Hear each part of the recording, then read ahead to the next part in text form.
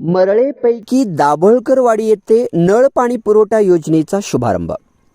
शाहूवाडी पन्हाळा विधानसभा मतदारसंघातील प्रत्येक गाव विकासाच्या गंगेत न्हाऊन निघालं पाहिजे, प्रत्येक गावाचा विकास झाला पाहिजे। यासाठी प्रत्येक गावातील सरपंच, उपसरपंच आणि सदस्यांनी विकासाच्या योजना राबवण्यासाठी प्रयत्नशील राहावे। एकही गाव विकासापासून वंचित राहणार नाही, अशी ग्वाही आमदार डॉक्टर विनयरावजी कोरे यांनी दिली। शाहूवाडी तालुक्यातील मरळेपैकी दाभोळकरवाडी येथे जलजीवन मिशन अंतर्गत नळ पाणी पुरवठा योजनेच्या कामाचा शुभारंभ प्रसंगी ते बोलत होते।